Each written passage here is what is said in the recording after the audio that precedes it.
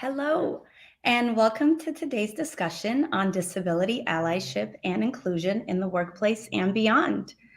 Please note that this conversation is being recorded live and will then be made available on demand. Also, please make the use of our closed captions, and in our ongoing efforts to improve accessibility for all, the IAmRemarkable team absolutely welcomes any feedback on this event afterwards. So for those of you who do not know, IAmRemarkable is an initiative empowering women and other underrepresented groups to celebrate their achievements in the workplace and beyond. And so far, this program has helped over 460,000 participants. 460,000, that's incredible, across 178 countries to ultimately feel more confident and grow in their careers. So in partnership with the Google Disability Alliance and our Military Veterans Network, in this particular discussion today, what we want to do is celebrate what makes each of us unique and powerful. And we will be focusing our conversation a little bit around disability disclosure, then go into allyship and inclusion, and shed a light on how we can be better allies in the disability and neurodiversity advocacy space. I genuinely want to thank you all for being with us here today. And without further ado, what I will do is start by introducing myself and then hand it over to our incredible panelists. My name is Selma Hanzar, and I am a recruiter on the early career team at Google, where I've been for almost 13 years. I believe that each of us has a story, a unique story that makes us who we are today. And my story started when I was a little girl living in Mostar, Bosnia and Herzegovina. As many of you may know, the Bosnian War took place in the early 90s, which ended up impacting my family directly. So on August 20th, 1993, hard to believe it'll be 30 years this year, especially because I look so young. I was injured really severely with my brother.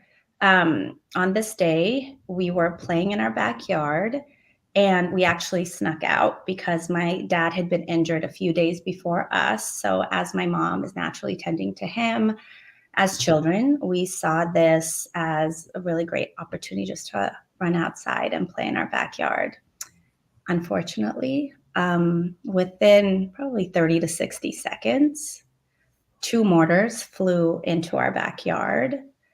And in that moment, our lives were changed forever.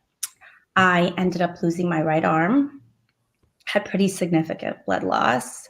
And my little brother, who was 8 at the time, lost almost his entire foot. We were taken to a makeshift hospital, right? Because it's a war zone. So you don't have the basic necessities. And anesthesia was limited. So I think when I reflect on my story and why I share this story this way with you all today is because I am so incredibly proud of my life. I genuinely believe that this experience, and I call it an experience because that's what it was for me, and the disability that I now have as a result has shaped me to be who I am today. I value this because I wouldn't be who I was, who I am now. And I don't think it would have prepared me for this, this thing we called life. So one thing I love to call out is that on the anniversary, and this year is a big one, 30 years, my parents celebrate this day, and it's like a birthday. So they look at us as, we were reborn that day, given a second chance at life. So I probably have the views I do because of those values that my family has instilled. So thank you for being here. Thank you for listening. And now I will kick it off to Jordan to share his story. Hi, my name's Jordan. Sorry, my dog's away. My name's Jordan. I joined the parachute regiment at 16, which is part of the British Armed Forces. I conducted 3 tours of Afghanistan, and unfortunately in 2012, my final tour, while commanding some indigenous forces. I stepped on an improvised explosive device and lost my left leg below the knee. That went on to me being sort of like what I thought would be the fittest part of my life to being sort of invalided. I spent 2 years in Headley Court, military rehabilitation centre in Surrey, and actually quite a positive experience of my sort of rehabilitation, being surrounded by other injured servicemen with similar injuries. I got into sports, deciding that I was going to leave the armed forces, and ended up rowing for Great Britain for about 16 months. So decided that probably professional sport wasn't for me. It's quite a selfish environment, and having enjoyed sport in the army, it was all sort of more of a team sort of situated rather than being all about yourself. So I left sport in 2016 and embarked on a new journey, going back to the civilian world. No regimentation. Professional sport was quite similar to the army, and you're told where to be, what to do, what to eat. And I ended up using sport to aid my rehabilitation still, but doing things with friends rather than as a job. And that led me to row the Atlantic in 2018 with a friend of mine, and we actually broke the able-bodied world record for an unsupported row across the Atlantic in 37 days and 8 hours. And now I have a normal job, and that's me. I'd like to pass on to Becca if she's ready to introduce herself. Hi, everyone. Thank you so much for being with us today. My name is Becca Anardi, and I am a T6 paraplegic manual wheelchair user. I am also a wife and mom and legal recruiter in my spare time. In 2008, I started having some tingling in my right leg, went to the doctor, and they couldn't figure out what was happening. The next year, I was pregnant with our first child. And towards the end of pregnancy, as I was walking a couple of times, it was almost like my leg wasn't there to catch me when I stepped out, and I had a couple of falls. So the doctor decided to induce me. That was the last time I ever walked. I had the baby. Within the next 24 hours, went through so many different tests, and they ended up finding a tumor in my spinal cord. I went into emergency surgery to have that removed and spent the next month of my life and the first month of my baby's life in the hospital, just trying to relearn how to live life in a wheelchair and how to take a shower sitting down, and all these basic functions that we take so for granted. I had to relearn all of that. I went home, and it took many, many years to get back to somewhat of like a normal, happy life. We had 2 more kids, and 13 years later is when I finally decided to go back to work, and have just found it incredibly satisfying to have my own career again. And now I'm going to pass on to Danny Lynn. Thank you, Becca. My name is Danny Lynn Fountain. My pronouns are she, her, ella.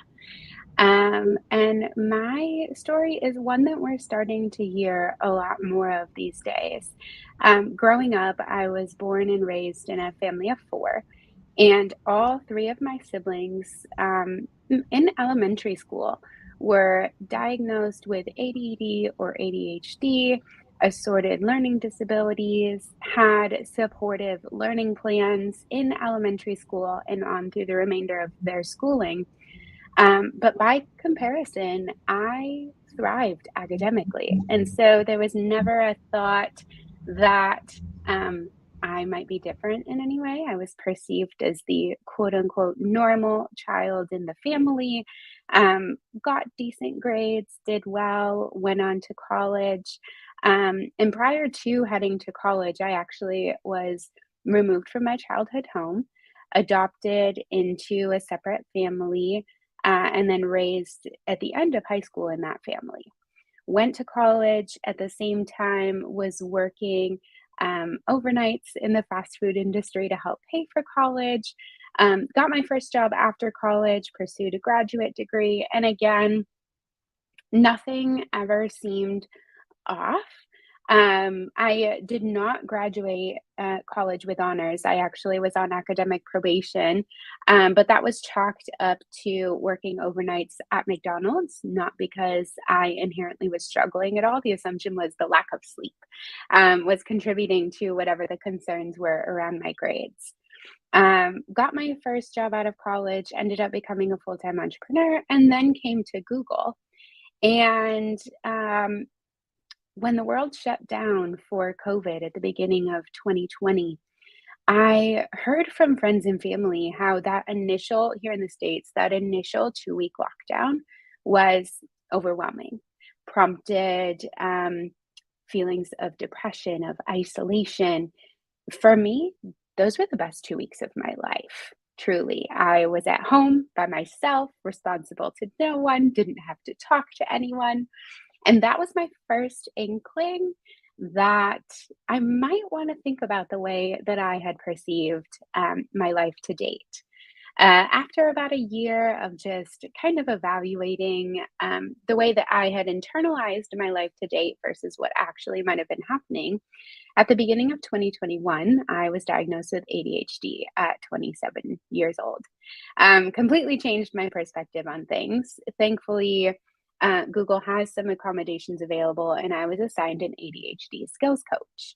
And throughout the course of that skills coaching, the ADHD coach, who also has separate mental health licensure, indicated, you demonstrate a significant number of the markers for autism. And I had this moment of truly imposter syndrome of there's no way. I was always the quote unquote normal kid in my family. All of my siblings had these concerns, and nobody ever considered even testing me for anything because by comparison, I was thriving. But I kept coming back to those 2 weeks at the beginning of COVID and the immense amount of relief I have felt since then, working from home in my own space. And realized over time, there had to be more to this. I'm going through the process of an autism evaluation and certainly have come to recognize now that, I don't just identify as someone with ADHD, but also as someone with autism. And that my jokes my entire life about being an introverted extrovert are what we now understand to be ADHD and autism masking. So still very much going through the unpacking process in my life, but today identify as neurodiverse. And I will pass it back over to Selma. Thank you, Lynn. And thank you all so much for sharing. Your stories are all incredibly inspiring. And I said this before to you all. I feel very grateful to be a part of this panel with you. So thank you for sharing. What I'd love for us to do now is let's start talking a little bit about how you all feel being here in this conversation today, right? We're talking about something that's really personal to a little bit of a global public audience of strangers. So I come from a mindset of wanting to disclose my disability, right? For me, this opens this door for comfort, for disclosure, and ultimately helps me celebrate that piece of myself. I've also been fortunate enough to have had the opportunity to do this through some work at Google. I do know, however, that is not the case for each of us who identify as disabled or neurodivergent. So can we please hear from each of you on what this personal journey for you has been when it comes to disclosure specifically, right? And how comfortable or how uncomfortable that has been for you. Becca, would you mind kicking us off here? Yeah. So, in the beginning, it was really uncomfortable for me. I remember for family photographs, I always wanted to get out of my wheelchair. Like, I didn't want to be identified as a disabled person.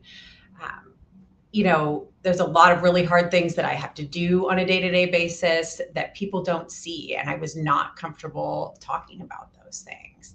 But now, 14 years later, I will talk about anything with anyone, anytime. And I think, as I've emotionally matured and become more comfortable with my situation and more confident in who I am outside of the wheelchair, it's become easier to have these conversations. I think it helps that, our society these days is also so much more open to things that are different. Even 10 years ago, or when I was in high school, like everyone wanted to be the same, and that was important. Whereas now we're really focusing on celebrating differences in people.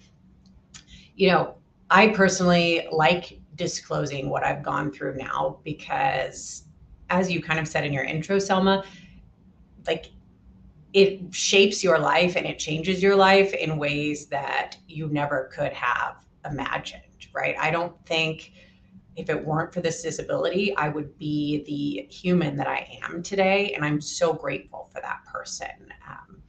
And just the evolution that I have gone through. So, now I see it as an asset to employers who would want to hire me, or an asset to people who would want to have friendships with me, because, I've gone through something devastating and have made a great and built a great life out of that. And that makes me a better friend and a better mom and a better employee, I think.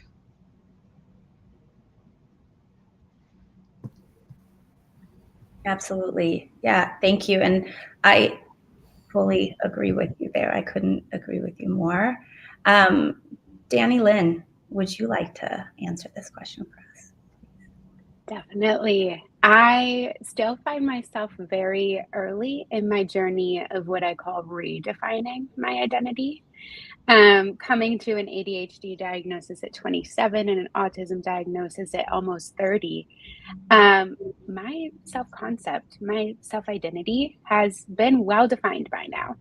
And interestingly, so many of these traits that I now understand as masking tactics are actually central to how I see myself. And so for me, disclosing and sharing with others helps keep me honest in separating masking techniques that I've internalized from who I actually want to be and feel most comfortable being.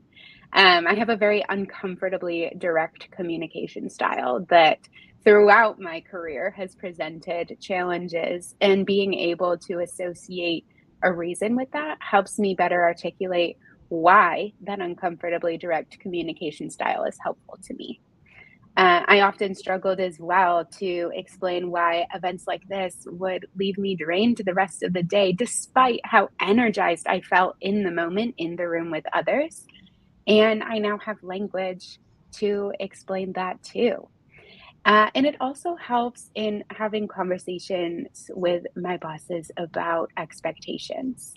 I recently signed a book deal and published a book, and I had 9 months to write that manuscript. I wrote 3/4 of the book in the final 36 hours due to ADHD, procrastination, and autism hyperfocus.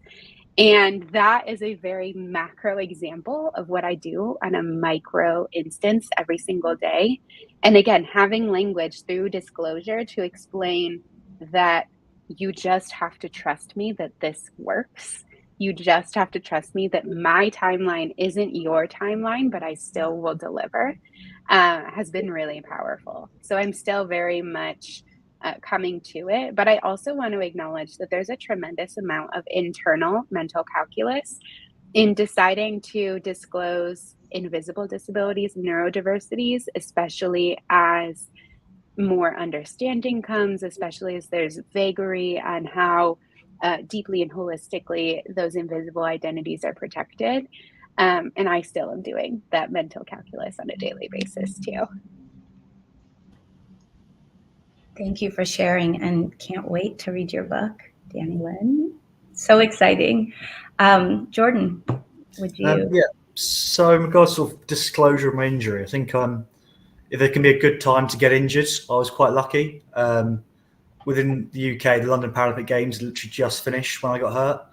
So I was coming back to an environment where, like for physical disability, it was very, it was in the media, it was in the news, everyone was sort of very aware, and like London was very centric to it. Also going like, it was a time when the military was suffering lots of injuries, probably towards the end of the Afghan conflict in regards to IEDs, but there was a large cohort of people that had the same injury as me who was around every day. And then going into sport, especially rowing, where you're just wearing unitard, you can't really hide that injury. And actually rowing able-bodied meant that if anything, sort of other people felt slightly out of place, especially when beating them with obviously one leg wearing unitard. Now, like I don't know, it doesn't really faze me. It's been 10 years. If I'm in the gym, I can obviously have one leg, but day to day, I've got an injury where it's actually very hidden if I wear trousers because of technology, and I'm only missing sort of a foot below the knee. No one knows. In fact, if anything, it's probably not disclosed, and I park in a stable bay and get a dirty look from somebody walking past because I look able-bodied and I'm 6'3" and weigh 100 kilos. So actually for me, I don't know, I think the disclosure of it sometimes, especially people who I work with, like I find I've known someone for a year sometimes, and they're something like, what are you doing with your leg? And I haven't realised I've even lost it because we just sort of see each other in passing. But yeah, for me, I think we're sort of crossing that edge as a, like I can speak in the UK obviously, but like people kind of accept it now a lot more. I think we are lucky, we are moving forwards. Obviously nothing's perfect, but I think we're actually going in the right direction, where I think if I'd suffered the same injury in a different war in a different time, it might have been very different. But no, I think I've been quite lucky in my experiences. Yeah, Jordan, I can fully relate to your story about people not noticing. I cannot tell you the amount of times I've had, even people I've worked with, and I'm sure they're watching and supporting, and they know who they are, that have done like double takes the first couple of weeks of us working together because you don't notice it. But I also think we need to remember, Jordan, that's probably because of who we are, right? It's the way we stand out, the way we bring ourselves to others. So yeah, maybe it is noticeable, right? But maybe people don't notice because they notice us first. Maybe, right? Thank you for sharing these stories. Look, I think when we're looking about sharing these stories, whether it's in the workplace, in our personal lives, or in a forum like this one, it does tend to sometimes raise preconceived ideas and notions in people about persons with disabilities. So as we think about this, is there anything, and Jordan, let's start with you. Is there anything that you would like to say to acknowledge these types of thoughts or advice you would give in relation to this? I think everyone obviously has unconscious bias, which they can't help if it's like whatever you see in life brings your opinion to things. But for me, I think it's just getting on with stuff. Like I think the people I surround myself with, I'm quite lucky. They almost to the point of feeling like they don't care about my injury, but I do the same job as them. We have the same competencies. Everything we do is the same level, and we have to sort of continue to qualify to do what we do. In fact, like 7 of us just went skiing a week ago, and nobody cared that I'm missing a leg. In fact, it's probably better than 2 of the lads who'd never skied before. I think like there was a few people who went, "Oh, are you going to be okay doing this? Is this going to be right?" And yes, obviously skiing is not the best thing for someone with one leg, wearing a different socket, a heavy leg. And I knew I was going to have to balance sort of having fun with my friends, but also that actually by the end of 4 or 5 days skiing, I'm going to be in probably more pain than I should be using my residual Lynn. But I don't know, I think just I am lucky again that like I can walk around with trousers, no one notices. And it's only after I've been with someone a while at a time that sometimes they're like, you're actually doing okay considering that you're missing a leg, and my poor good leg has to take twice the weight of the other one. But yeah, I think not really negative in my opinion so far from other people's perspectives. Other than once on an aeroplane, I sat in I booked the extended leg room in an aisle, so the emergency door was to the left, and it was all fine because I'm a large bloke, and they're like, oh yeah, that's perfect. And I took my leg off just before the flight came in, and the air was like, oh, you can't sit here, you're disabled. I was like, what do you mean I can't sit here? It's like, well, what if we have an emergency? Like, well, I can open a door. I can miss a leg. I'm not, I don't know, a child. But I think otherwise I've been very, very lucky. But I'm sure you guys probably have other experiences. I'd love you to share them. Yeah, I definitely would not call myself an avid skier or an athlete, or, you can't put me in that category. So if anything, Jordan, it is incredible that, those things obviously it's something you try to make a natural part of your life, because it is, right? So yeah, thank you for sharing that. Danny Lynn, would you mind taking this question? Of course. I think I still have a lot of internalized bias that I am working through. And I think the biggest thing that I hang on to is the perception that disability is rare, which, at least in the United States, 1 in 4 adults have a disability. That's 61 million people. I mean, that means that on my team here at Google of roughly 30 people, that's what, 5 of them, 6 of them that probably are disabled, even if I'm not aware of it. And so the biggest thing that I continue to try and challenge within myself, and just am trying to be more aware of, is shattering the perception that it's rare. It's not. And there's so much more that falls in the disability bucket as well than we are aware of. So just continuing to try and just let go that it's not rare. Yeah, one of the reasons I didn't return to work right away is because last time I was a recruiter, we literally rated people based on their appearance and how put together they looked, right? And so I thought, being in a wheelchair, I have zero chance. It goes with something that one of you said earlier about, seeing the person first, so they're not even noticing that you have, that missing limb, right? I think we want people to see us first. And it's really hard when you're in a wheelchair, because what people see is the wheelchair first. And, I just want to be seen for me and who I am, and not be like, oh, well, she's not going to be good at this because of the wheelchair. I think, I myself had a lot of preconceived notions about people in wheelchairs that I've had to confront over the years. And I think that our society is doing that right now. I think there's a greater understanding, and we're moving towards confronting those unconscious biases that we all have. And then 100%. And then it naturally opens up this discussion, where, because us talking about these preconceived ideas, it tends to directly tie into this idea of allyship, right? Right. So what I'd like for us to do now is talk a little bit more about that piece. What does allyship in the persons with disabilities community mean to each of you? And if you could share a story or an example where and I guess think about it, whether you've experienced both positive allyship, or if you've had a negative experience that you'd like to share that you learned from. Yeah, I've had both positive and negative allyship experiences, so many that I could share.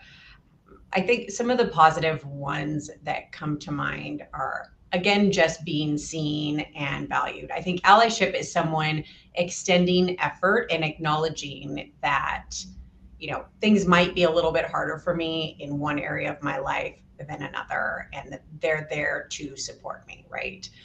I disclosed in the interview process for my current position that I used a wheelchair.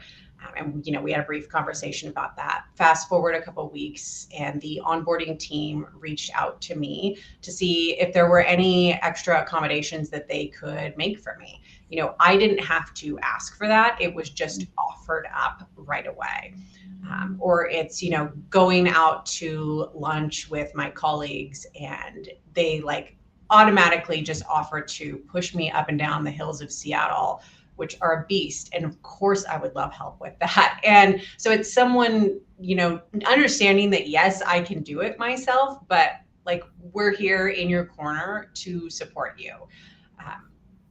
There's other times where people offer help and I decline it. And I think allyship is accepting that. Yes, maybe you can do it faster, but if I say I don't need the help, that means I'm pretty comfortable with the situation. Once I was pulling my wheelchair into my car, which is a whole puzzle, right, in and of itself, to maneuver everything exactly the right way. And some passerby insisted on helping me, even though I said, no, I've got it, but thanks. And ended up with like a huge gash on my arm because this person thought they were helping, right? So I think it's offering the help, but then trusting that individual, that I can answer yes or no for myself as to whether I need that help. Yeah, absolutely.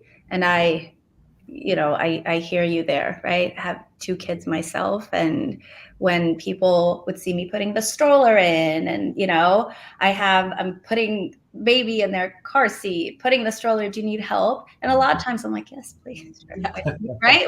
Look, there, and I think it's becoming comfortable with that too, right? But also people respecting boundaries. Like, no, I'm good. Good. Got it. Right. So thank you. Lynn, would you like to answer this question for us? Yeah, I have 2 pieces to this. Allyship, as in looking at not each individual marginalized identity as its own bucket or entity or walled garden. In that intersectionality is important. Every single one of us here have disclosed a disability, but that's certainly not the only identity that we hold. We are so much more complex than that, and recognizing how that all makes our whole self and who we are. And then just briefly in terms of allyship, I want to approach this from the place of being a child of able parents. My 3 siblings obviously were diagnosed with ADHD, ADD, and associated learning disabilities, but there was never a thought of what about our 4th child?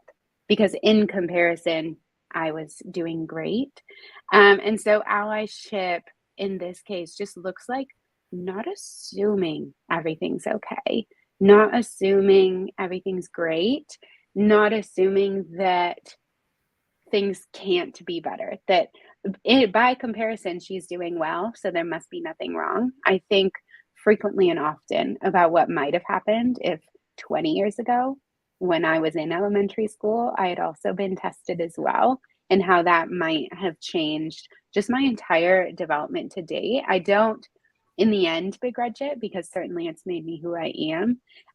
But there's so much opportunity for those in our own lives to be advocates and supportive partners in our journey too. And that perhaps is the most powerful form of allyship, is just coming alongside those who are close to you in life and helping them in the way that they need to be helped.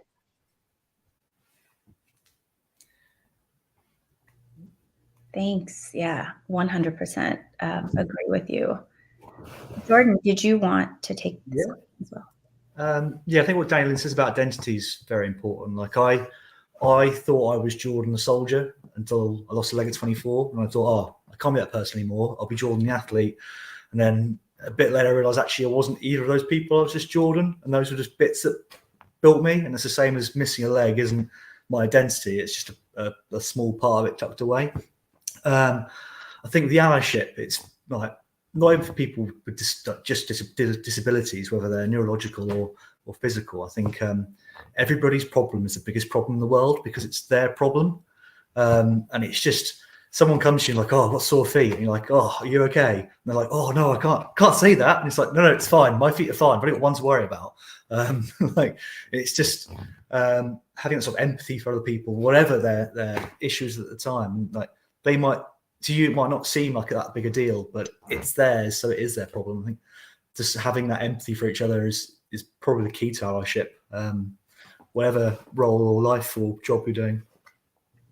Yeah, I think it's everything, right? And your stories that you shared are very powerful on this piece particular, and provide more insight into why the relationship with our allies is so crucial. So as we're following on from these stories a little bit, I think it'd be really great to hear what advice you would give to allies, both and whether you want to phrase this, okay, advice in the workplace, advice in personal lives, however you want to take it. I'd love to hear that advice. Becca, would you mind starting first? Yeah. I think allyship will look different for every disability, but one thing remains the same, and that is seeing the person and not just seeing the disability. So it takes getting to know me and asking me, hey, I know that you're capable of doing this, but if you need anything, I'm here to help you. So if you ever need anything. So for me, that allyship will look very different than it would for someone else. We've all been allies for many years in different regards, right? You have colleagues going through divorce or major financial issues. You have these big problems happening in your life, and we've all been there as support for these family members or these colleagues. It's just that mine is a physical disability. And so in the same way, you would want to come alongside that and say, hey, I'm here for you. If there's anything you need, let me know. Yeah, and I love the piece that you're calling out. Allyship will look different for everyone, right? Because there is something that you're comfortable with that somebody else may not be. So acknowledging what's important to you is great. I love that. Jordan. Yeah, I completely agree with Becca. If as long as every organisation sort of comes, everybody is an individual and acknowledges that, I think it's really good. A friend of mine, for example, who's also lost a leg. He's lost his right leg, not his left. He's looking to join my organisation, but even though you look just side by side with the same injury, simple things like, oh, Jordan doesn't need an adapted car. That's because I have my right leg and an automatic has driven me to right leg.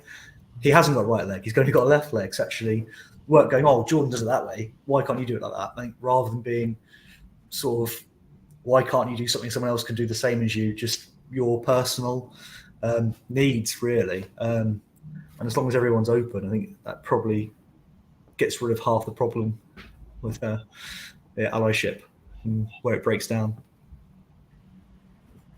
Yeah, for sure. Lynn.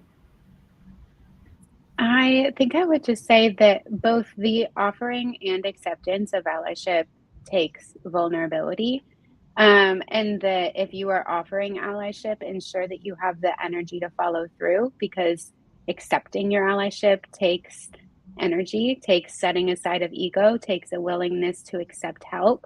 And I don't want to do that work if you're then not going to follow through on what you've offered, whether it's an individual or an organization.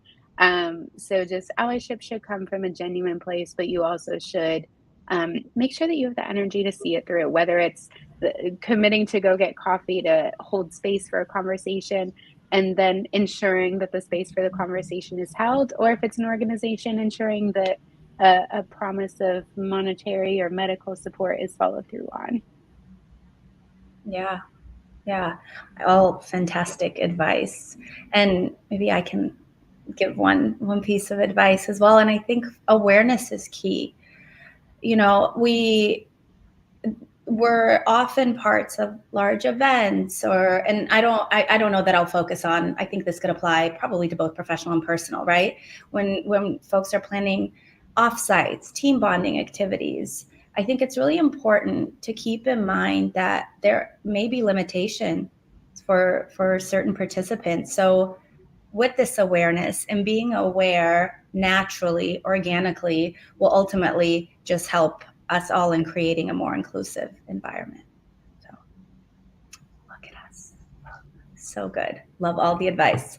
Okay, now final question. And Lynn, you had touched on this a little bit previously when you were talking about how many people in the United States have a disability. Well, according to the World Health Organization, an estimated 1.3 billion people, or 1 in 6 people worldwide, experience significant disability. While I'm sure we have a lot of people on the call, I don't know that everyone is represented from that group. But what I'd like us to do now is, we've talked about allyship, right? We've talked about preconceived notions. Why don't we shift the dialogue from our community allies to the community who themselves identify as disabled or neurodivergent, and think about the final message that you would like to leave that community with. Please, Lynn, would you mind starting? I will speak specifically to neurodivergence. I think we've noticed in recent years that there is a large swath of folks coming to understand their relationship with this identity or their own neurodiversity later in life.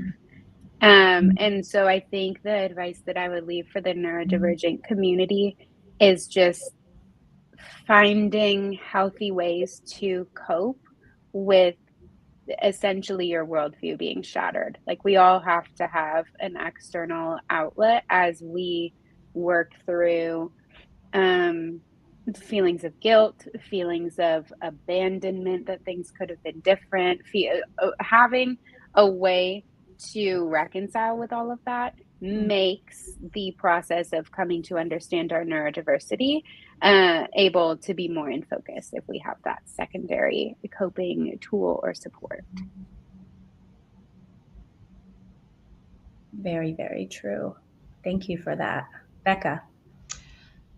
My advice would be to live a remarkable life. Don't live in fear of what other people are going to be accepting of or think of you. My advice would be, don't worry about those things that are outside of your control.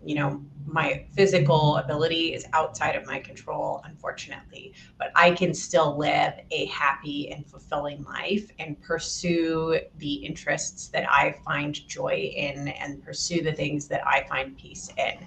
So I want people to continue to do that and not let fear of what other people might think get in the way. Absolutely.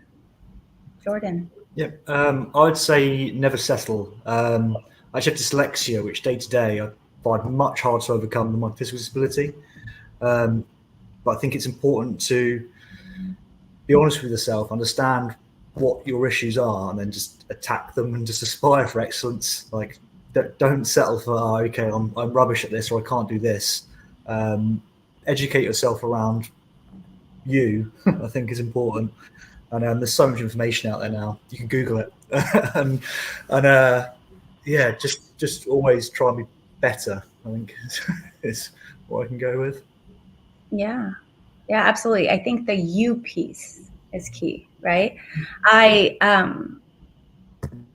The message that I would like to leave you all with is that, so I believe that through all of my experiences in my life, both the good, the bad, the ugly, I think it's been incredible for me to see what I'm able to accomplish when I'm given no choice, right? So a couple examples. When I was probably 11, I don't know what, 6th grade, wanted to change my nail polish all the time. So my mom was doing it every other day. She's like, Selma, finished, no more. I was like, no, but I need you to do my, she's like, I'm not doing it, figure it out. And I remember where we were sitting when she said that to me. I was like, what do you mean figure it out? I figured it out. I had no choice. I wanted my nails. Now I get manicures, so now it's a different story. But back then, I had to figure it out. And then later in life, I had kids. And this fear, Becca, I'm sure you can relate directly, this fear of how am I going to do this? I had the, okay, how am I going to support my baby's neck? How will I change a diaper? How am I going to, when they're so little? No choice. So my advice is, don't let perceived limitations define you. It's that you piece, right? Don't let these moments define you. Let how you react to the moment define you. Just a little advice for yourself. Yeah. Love this. This has been so insightful, and Thank you for answering these questions. We'll start off answering a live question. So what I'll do is I'll read the question, and then if there's anyone that would like to answer, feel free to jump in. Does that sound good? Okay, so from Robin, as an educator of K through 5th grade, what is the one thing you think would help me to teach to all students, regardless of ability, disability, etc., for how they can be an ally to those with complex needs? Fantastic question. I can start off, because I have kids, and these are certainly conversations we have had at home. I think I try to remind my kids all the time that everyone is different. It's not always going to seem fair. It's not always going to be the same. Everyone has different needs. And for them to just try to be understanding of that, because that will take them a long ways in life. And that, they can just reach out and talk to kids and include kids and be supportive. Like, just help them have a great attitude about how they approach everyone at school, right? Danny Lynn, I'd be curious, what you would say, because obviously there's a great population of neurodivergent students in school, and what your advice would be to for kids surrounding that. Yeah, I think so much of our school structure is lecture style. And I'm still learning this myself, but there's so many different types of learners. There's kinesthetic learners, visual learners, and school is structured for one type.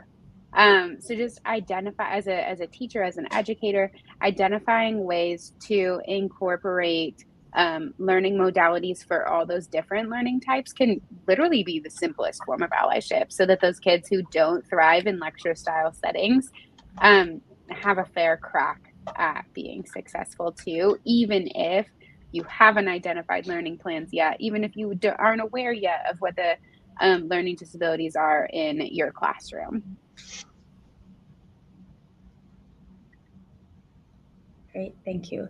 Yeah, it even exposing children to books that talk about this stuff, right? And figuring out how to make it, if you can, whether it's one piece, a smaller piece, or a larger piece of the curriculum itself. Yeah, thank you. Okay, our second question is from Elko. What do you say to those who are opposed to the concept of equity, that supporting people in the ways that they need to thrive is not fair or it's not equal? I have a thought here. The word equity isn't equal. Equity is, I'm starting at point A, you're starting at point B, someone else is starting at point D, but we all want to achieve point Z. Equity is closing the gap. Equity is not giving everyone equal support or equal resources. I know that's an oversimplification, but my instant initial response is equity isn't equal. Yeah, I think everybody isn't equal. That's an important thing to sort of take on. I might want to be an Olympic swimmer, but I swim like a rock. They can't make everyone equal in all things. I have an obvious disability, but I don't want to be in a job because I have that disability. I want to be in a job because I'm the best person for that job. Yes, I might need things put in place, especially for dyslexia. But by putting in that computer program, Grammarly, whatever, is that making me the best person for that job now? And I think that's the important thing to remember, is anybody who's going into the workplace wants to be there. And if there's something you can do to aid them, great. I mean, you can only go so far, but I think if the adjustment is reasonable and fair, I think it's good to at least try it and give that person a shot. Well, and that actually ties pretty directly into the next question that we have from Yara, which is, how do you advocate for yourself?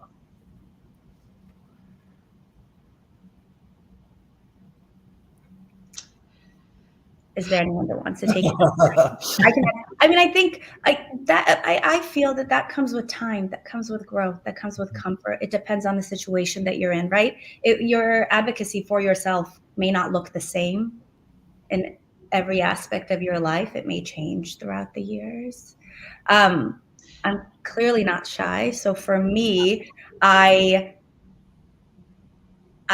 it's a little bit easier for me, but it does depend on the situation, right? I can be really private, and so it depends on your comfort, but you knowing your needs, right, can help. And Yara mentioned also that she is an ADDer. So maybe Danny Lynn can speak to like in a workplace, how do you advocate for yourself, for your neurodiversity needs?